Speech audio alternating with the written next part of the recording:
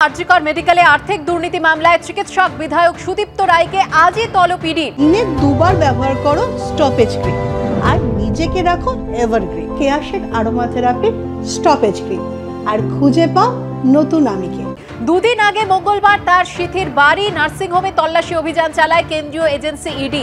আধিকারিকরা হানা দেন সুদীপ্ত রায়ের হুগলির দাঁতপুরের বাগান বাড়িতেও। এই মুহূর্তে সরাসরি চলে যাব আমাদের প্রতিনিধি প্রকাশ সিনহার কাছে। প্রকাশ, এর আগে সিবিআই জিজ্ঞাসাবাদ করেছে সুদীপ্ত রায়কে এবং তারপর তার বাড়ি, বাগান বাড়ি এবং নার্সিংহোমে তল্লাশি চলে। আজ ইডির তরফ থেকে তলব করা হয়েছে।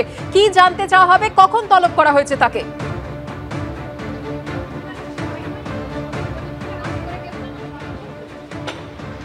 দেখো, তুমি জানো যে গত মঙ্গলবার প্রায় 20 ঘন্টা ধরে সুদীপ্ত রায়, তৃণমূল কংগ্রেসের বিধায়ক, তার বাড়িতে তল্লাশি অভিযান চালান ইডির গোয়েন্দারা। তার নার্সিংহোমে তল্লাশি অভিযান চালানো হয় এবং যেটা ইডি সূত্রের খবর, তৃণমূল কংগ্রেসের চিকিৎসক বিধায়ক সুদীপ্ত রায়, তাকে কিন্তু আজকে ইডি দপ্তরে তলব করা হয়েছে।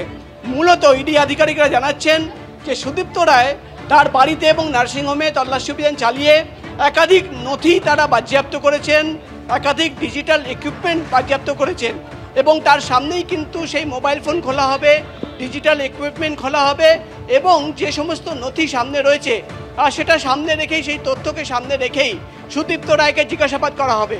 এবং তোমাকে বলে দিই, যেটা ইডি তরফে দাবি করা হচ্ছে যে গত কয়েকদিন ধরে তদন্ত চালিয়ে প্রাথমিক তদন্তের পর আর্থিক লেনদেন সংক্রান্ত কিছু তথ্য এবং নথি তাদের হাতে এসেছিল। অর্থাৎ আরজিকর দুর্নীতি মামলায় কোথায় কোথায় টাকা পৌঁছে গেছে, কিভাবে টাকা পৌঁছে গেছে, সেই তদন্ত যখন ইডি আধিকারিকরা চালাচ্ছিলেন তখন কিন্তু সুদীপ্ত রায়ের নাম একবার নয় বারবার উঠে আসে এবং সেই তথ্য সামনে রেখেই তার বাড়ি এবং নার্সিংহোমে পৌঁছে গেছিলেন ইডি আধিকারিকরা। সেখানে তল্লাশি অভিযান চালানো হয়। এবার যেটা ইডি সূত্রের খবর, আজকেই তৃণমূল কংগ্রেসের চিকিৎসক বিধায়ক সুদীপ্ত রায়, তাকে কিন্তু ইডি দপ্তরে তলব করা হয়েছে এবং আজকে তিনি যখন আসবেন তাকে জিজ্ঞাসাবাদ করা হবে।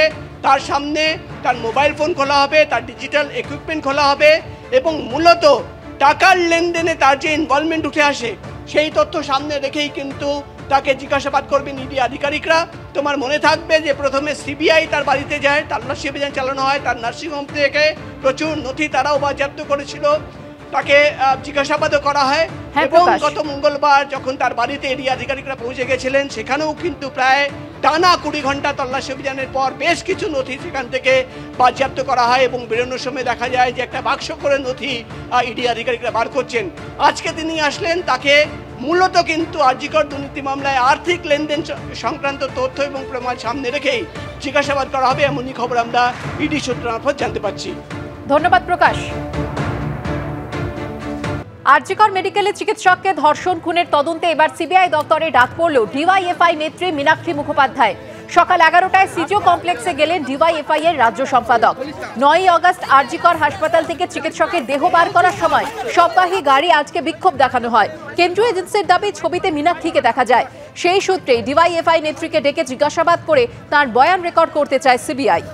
আমরা তো নির্যাতিতা দোষীদের শাস্তি চাই, যাতে নির্যাতিতা দোষীরা তাড়াতাড়ি শাস্তি পায়, তার জন্যই এসেছি। যা বলবেন, পুলিশ জোর করে বের করছিল আর আমরা গাড়ি আটকে নির্যাতিতার পরিবারের সাথে 2 মিনিট কথা বলতে চেয়েছিলাম।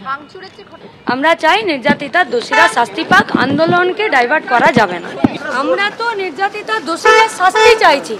বলতো যে প্রশাসন এবং প্রশাসনিক যারা কর্তারা আছে তারা যাদেরকে শাস্তি দিতে চাইছে এবং এই কাজে যুক্ত আছেন, সেখানে আমরা যা জানি সেটাই আমরা তাদেরকে সাহায্য করবো। শাস্তি দেবে, রাস্তায় আন্দোলন